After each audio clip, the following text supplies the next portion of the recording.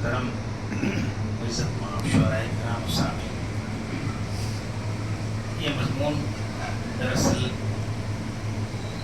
عزیزم سردار سلیم صاحب کی کتاب سانسوں کی مالا کے دیباچے پر ایک گفتگو ہے جو انہوں نے اس میں جو اپنے تاثرات پیش کی اس پر ایک ہلکا سا مضمون ہے۔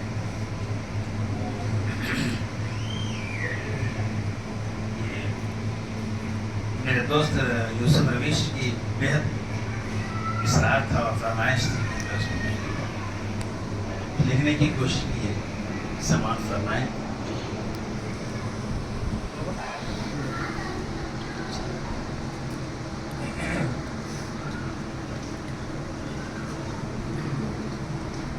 بحمد اللہ تعالی حیدرآباد فرخندہ بنیاد میں شعراء کرام کی تو کوئی کمی نہیں، البتہ نثر نگار انقا ہوتے جا رہے ہیں۔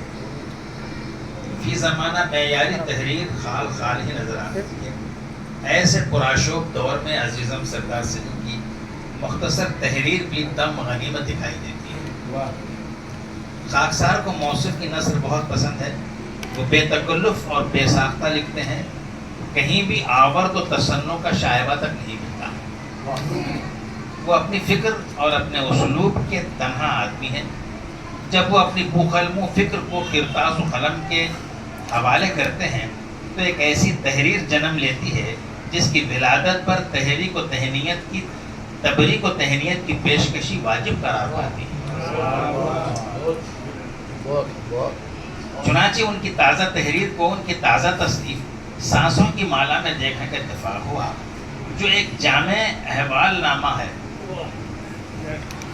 حیات کے وہ گوشے جو نجی قوائف کے آئینہ دار تھے خوبصورت پیرائے میں قلم بند کر دیے گئے ہیں۔ ہر سطر ان کی نمناک ماضی پر سے پردے اٹھاتی ہے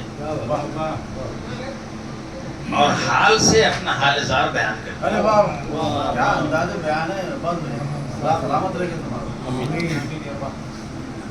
ہر سطر ان کی نمناک ماضی پر سے پردے اٹھاتی ہے اور حال سے اپنا حال زار بیان کرتی ہے۔ ان کی شکایت پرشکو، ان کی تلخی شکر آمیز،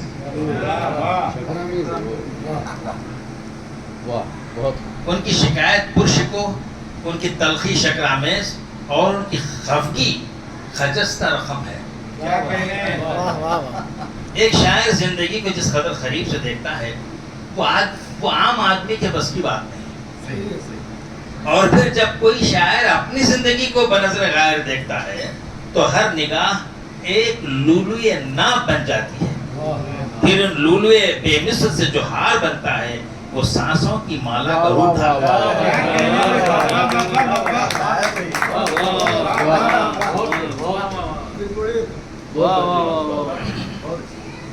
ایک شاعر زندگی کو جس قدر قریب سے دیکھتا ہے وہ عام آدمی کے بس کی بات نہیں، اور پھر جب کوئی شاعر اپنی زندگی کو بنظر غائر دیکھتا ہے تو ہر نگاہ ایک لولوئے ناب بن جاتی ہے۔ پھر ان لولوہائے بے مثل سے جو ہار بنتا ہے وہ سانسوں کی مالا کا روپ دھارتا ہے۔ نظر صادق اور نگہ ناقد، نظر صادق اور نگہ ناقد سے اپنی زندگی کا جائزہ لینا کمال ہی نہیں، کمال ظرف کے مترادف ہے۔ حیات کے وہ حقیقی نقوش جو پردہ اخفا میں تھے انہیں زینت قرطاس بنا دینا ہر کسی کا وظیفہ ہے۔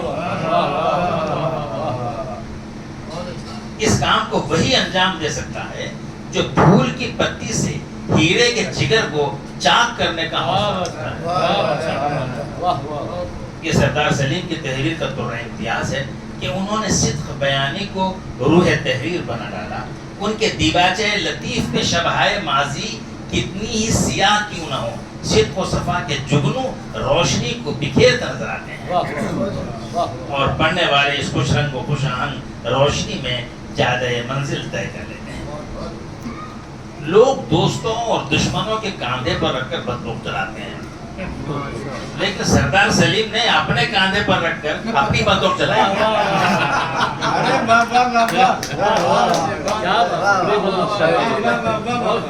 شخصیت کی بہترین عکاسی. لوگ دوستوں اور دشمنوں کے کاندھے پر رکھ کر بندوق چلاتے ہیں، لیکن سردار سلیم نے اپنے کاندھے پر رکھ کر اپنی بندوق چلائی ہے. اور تعجب کی بات یہ ہے کہ ان کی بندوق سے نکلی ہوئی ہر گولی کئی اشخاص کو بے جان کرتی ہے تو کئی افراد کو بے جہان کرتی ہے.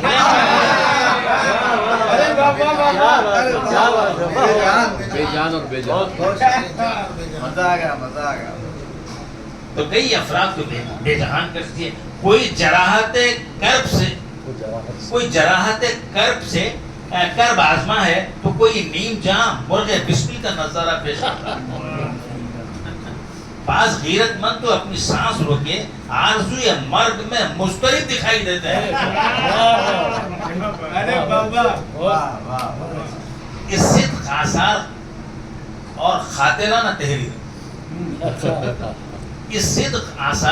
اور قاتلانہ تحریر کو ملاحظہ فرمائیں. ویسے لوگ حق بیانی اور خود ستائی میں فرق کرنا بھول جاتے ہیں. لوگوں کو معلوم ہی نہیں کہ بعض وقت خود ستائی تعارف کا خوبصورت بلکہ یقینی بدل ہوتا ہے. سلیم کی ہمزاد نے جو کچھ بیان کیا ہے وہ نجی تعارف کے مماثل ہے. چنانچہ سردار سلیم کا ہمزاد کچھ یوں رقم تراز ہے کہ وہ قمر جلالوی کی طرح 22 سال کی عمر میں استاد بن گیا تھا. وہ لوگ نہ جانے آج کہاں ہیں جو اس کے کاندھے پر پاؤں رکھ کر آگے نکل گئے، مگر وہ کہتا ہے کہ شاید قدرت میرے ہاتھوں سے چراغ جلا کر روشنی کو زندہ رکھنا چاہتی ہے. اسے نام کمانے میں دیر لگی، مگر جب اس نے ایوان سخن میں اپنے نام کی شمع روشن کی تو دنیا چکا چوند ہو گئی. ایک دور وہ بھی تھا کہ کچھ لوگ تو ایسے بھی تھے جو کھاتے اس کا تھے اور گاتے کسی اور کا تھے. کچھ بڑے لوگ اس سے مشورے سخن کیا کرتے تھے اور دنیا سمجھتی تھی کہ وہ ان بڑے لوگوں سے مشورہ کر رہا ہے.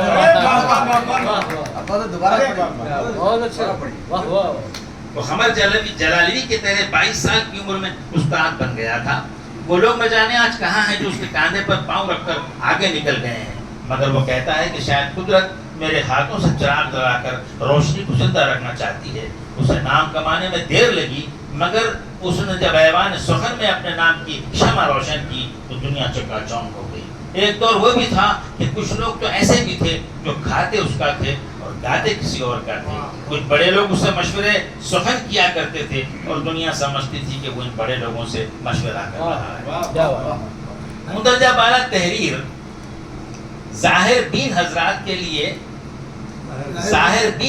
کے لیے گو دائرے تعلی میں ضرور شمار ہوگی، لیکن باطن شناس حضرات اس تحریر کو حق گوئی وہ بے باکی کی سند عطا کرتا ہے. بعض وقت صحیح بات کو منوانے کے لیے آدمی کو برانگیختہ بھی ہونا پڑتا ہے، لیکن آدمی کی اس وقتی برانگیختگی کو ہرگز بربریت کا نام نہیں دیا جا سکتا. ہر سخن موقع وہ ہر نقطہ مقامی دار ہے. ہمزاد نے جو سرکار سلیم کی تعریف و توصیف فرمائی ہے اسے چند ایک عناوین میں محصور کیا جا سکتا ہے. مثلا تکلم لقمانی، ترنم داودی، حافظ کی انتہا، دلدادہ فنون لطیفہ، مزاج شاہانہ، انداز مربیانہ، طریق استادانہ، دائمی فیض رسانی، افکار الہامی، تقسیم لال و گوہر، ایصال فن و ہنر، دریائے الہام کا شناور، اوریجنل قلمکار، انفرادیت کا علمدار وغیرہ وغیرہ. ہمزاد جب دریائے خودی میں کنکر مارتا ہے تو پہلے خود آشنائی کے دائرے پیدا ہوتے ہیں.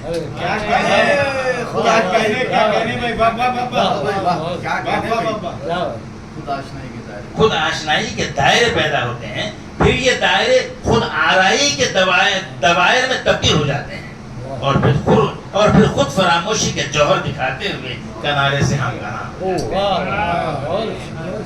سردار سلیم کے ہمزاد نے ان کے ماضی کا ایک واقعہ لطیف پر سے جو پردہ اٹھا کر ان کی سرشت حقیقت کی جانب اشارہ کیا تو ہمیں خطیبان ملت کے خطبوں میں جو ابتدائیہ تھا ہوتا ہے وہ یاد آ گیا کہ من یہدہ اللہ فلا مضل لہ ومن یضللہ فلا ہادی لہ.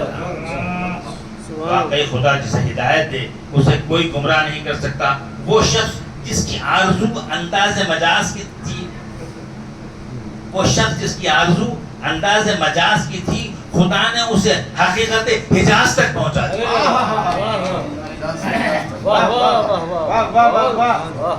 خدا نے اسے حقیقت حجاز تک پہنچا دیا. پوچھا ہائے میو ملک سے اٹھا کر خودوں میں ختم رسول. یہ ایک ایسی خوشبختی ہے کہ جس پر جس قدر شکر کے سجدے لٹائے جائیں کم ہے. زندگی کی راہیں بھی عجیب ہوتی ہیں. من درچ خیالیں مفرق درچ خیال کے مصداق. آدمی اپنے خیال میں ایک راہ کا انتخاب کرتا ہے لیکن منتخب حقیقی کسی اور راہ کا انتخاب کرتا ہے. میں جناب یوسف رویش کا بے حد ممنون ہوں کہ انہوں نے سردار سلیم کی اس خوبصورت کو دل آرا تحریر سے روشناس کروایا اور فقیر کو اس تحریر نام پر اپنی تحریر خام کے کچھ نقوش نام تمام چھوڑنے کی فرمائش. منانن کے مندانن کے مصداق مجھ بیان ادیب کے لیے یہ ممکن نہ تھا لیکن دیر آئے درست آئے دو چار جملے بہرحال مرحوم ہیں گر قبول افتاد سرے عز و شرف. جب ہم نے سردار سلیم کے ہمزاد کی گفتگو سن لی تو جی چاہا کہ اس سلسلے میں ہم بھی اپنے ہمزاد سے کچھ گفتگو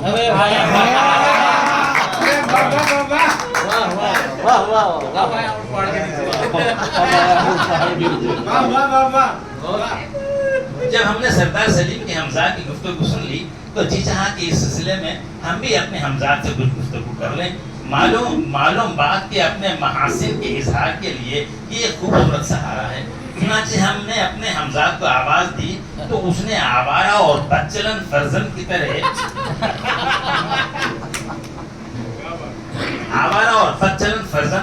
غرا کر جواب دیا اس وقت میں ایک انگریزی پکچر دیکھ رہا ہوں،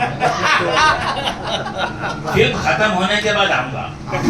ہم سوچنے لگے ہمارا ہمزاد اس طرح سے بدتمیز اور بدخلق کیوں ہے. پھر ہم نے سوچا جیسی روح ویسے فرشتے یوں ہی کچھ تو ہے جس کی پردہ ہے. اس کے جارحانہ انداز کہہ رہے تھے کہ چیلاپلی جیل سے چھوٹ کر واحد ہوا ہے. 1 گھنٹہ ہم نے نہایت بیتابی کے عالم میں گزارا. پھر ہم نے آواز دی تو وہ حاضر ہوا. نہایت ترش لہجے میں پوچھا کیا ہے، کیوں بلایا؟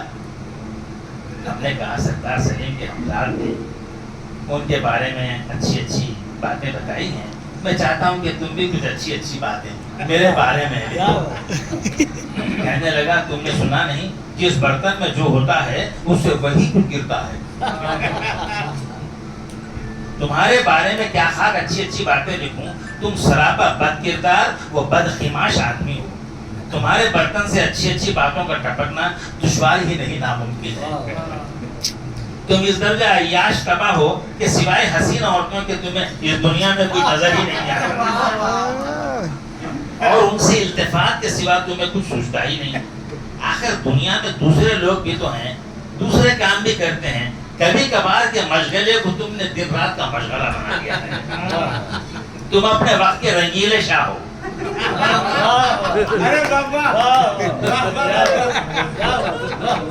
تم اپنے وقت کے رنگیلے شاہ ہو. اگر تم بادشاہ ہوتے تو یقیناً وہی کارنامے انجام دیتے جو مغلیہ سلطنت کے اس آوارہ اور بدچلن بادشاہ نے انجام دیے تھے. ہم نے کہا حمزاد یہ کیا کہہ رہے ہو؟ میں تو اپنی آنکھوں میں شرم و حیا کا سرما لگا کر نکلتا ہوں.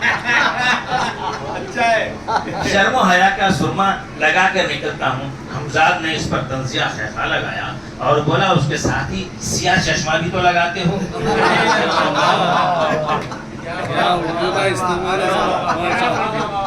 اس کے ساتھ ہی سیاہ چشمہ بھی تو لگاتے ہو کہ تمہارا عورتوں کو تاکنا کسی اور کو نظر نہ آئے. حمزاد نے اس پر خیخہ لگایا اور بولا اس کے ساتھ ہی سیاہ چشمہ بھی تو لگاتے ہو تاکہ تمہارا عورتوں کو تاکنا کسی اور کو نظر نہ آئے، ہمزاد سے کچھ نہیں چھپتا۔ یہ سن کر ہم پر شرمندگی طاری ہو گئی اور ہم نے سوچا بلا وجہ ہم نے اپنے ہمزاد کو آواز دی ہے، بہتر ہوتا کہ ہم اسے نہ بلاتے اور یوں اپنی آبرو کو خاک میں نہ ملاتے۔ کہنے لگا آدمی بوڑھا ہو جاتا ہے تو خدا کی جانب رجوع کرتا ہے، تم بوڑھے ہو گئے اور سینگ کٹوا کر بچڑوں میں ملنا چاہتے ہو۔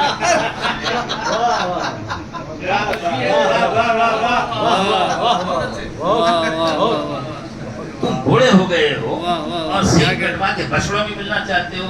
تھوک کر کہنے لگا تمہیں خضاب لگا کر نوجوان دکھائی دینے کی ضرورت ہی کیا ہے؟ جوانی میں جو تم نے تماشے کیے ہیں کیا وہ کافی نہیں؟ تین بہویں آگے تین بہویں آ گئی اور اپنی بڈھی سفید دھوموں کو سیاہ کر رہے ہو۔ پرسوں ہی شہری کے دواخانہ تھے، میں نے تو خیال کیا تھا کہ تم اب ممبر و محراب سے منسلک ہو جاؤ گے، لیکن صحت مند ہوتے ہی تم نے پھر وہی لچھن بتانے شروع کر دیے۔ تمہاری خوش پوشی تمہاری شدید تمنا کی مظہر ہے۔ تمہارا خیال ہے کہ اب بھی کوئی اسٹورمی ڈائنل جیسی حسینہ تم پر مٹے گی، وہ ڈونلڈ ٹرمپ جیسی دولت مند شخصیتوں پر مر مٹتی ہیں، تم جیسے افلاس پیکر اور غربت نژاد آدمی پر نہیں۔ عمر ہو گئی ہے، اللہ اللہ کرو، اس عمر میں تمہیں دیدہ زیب اور قیمتی جوتوں کا شوق کیوں چرایا ہے؟ تم درحقیقت ایک بیکار آدمی ہو، تمہیں کہیں آنا جانا تو ہے نہیں، پھر یہ دیدہ زیب اور قیمتی جوتے خرید کر کیا کرو گے؟ جوتوں میں صاحب ہومم پاؤنڈ ڈالے جاتے ہیں، ڈگمگاتے ختم نہیں۔ کیا مثال ہے بھائی، واہ واہ واہ، بہت خوب بہت خوب۔ جوتوں میں صاحب ہومم پاؤنڈ ڈالے جاتے ہیں، ڈگمگاتے ختم نہیں۔ جھک کر ڈوریاں تو باندھ نہیں سکتے اور لگے ہو قیمتی جوتوں سے شوق فرمانے۔ تم نے یہ برا برا کیا لکھ مارا ہے؟ تم نے یہ برا برا کیا لکھ مارا ہے کہ لوگوں نے پڑھ پڑھ کر اپنا روزہ توڑ لیا ہے؟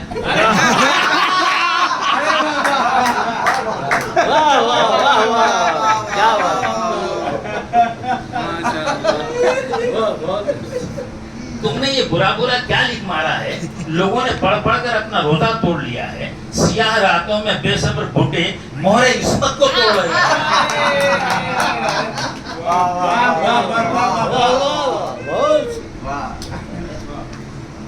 جوانیاں انگڑائیاں لے رہی ہیں اور خواب گاہوں میں ہلچل مچی ہوئی ہے، ہر شخص اپنا پرچم اٹھائے ترانہ نفس گا رہا ہے۔ جو دروازے صدیوں سے مقفل تھے، کیا کہنے بھائی، کیا کہنے۔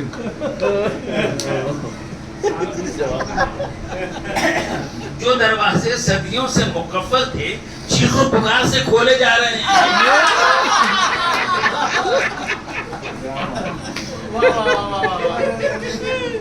کچھ اچھی باتیں لکھو، کب تک واہی تباہی لکھتے رہو گے؟ لوگ دوسری شادی اس وقت کرتے ہیں جب پہلی بیوی خدا کو پیاری ہو جاتی ہے یا کسی دوسرے کو۔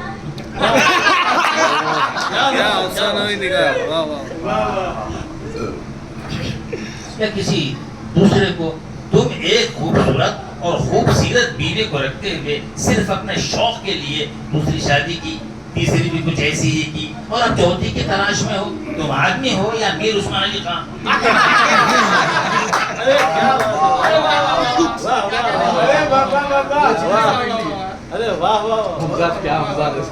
تم آدمی ہو یا میر عثمان علی خان؟ تمہیں بس ہی نہیں ہوتا، روز کیا سلاوت چاٹتے ہو؟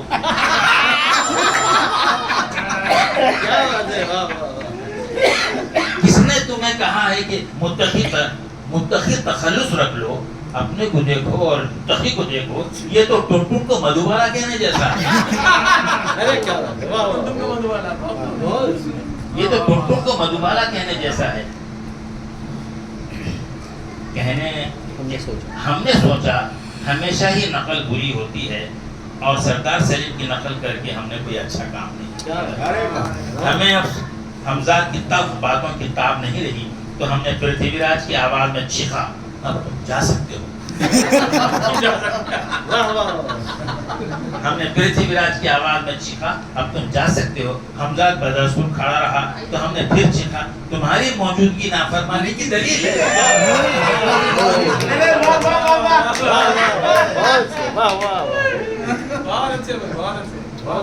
ہم نے پھر چیخا تمہاری موجودگی نافرمانی کی دلیل ہے.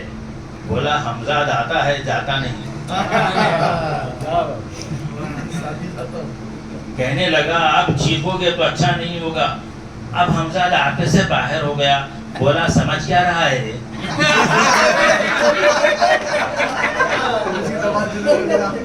اب حمزہ آپے سے باہر ہو گیا. بولا سمجھ کیا رہا ہے. سارا چٹھا بیان کر دوں گا. ہم سنتے لگے کہ یہ ہمارا حمزہ کہیں کوئی روڑی شیٹر تو نہیں ہے.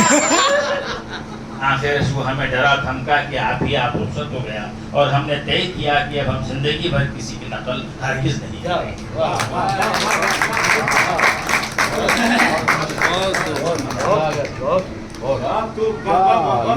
کیا ادبی ہے, کیا محاورے. جواب اپنی مثالات ہے. آپ کا قلم ماشاءاللہ لاجواب تحریر.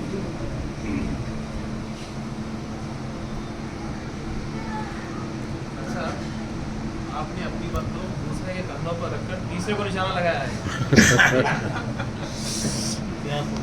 بہت بہت کیا انداز, مزہ لطف پیدا ہو جب آپ حضرات نے اس کو پسند کیا میں آپ تمام حضرات کا شکر گزار ہوں. گیا.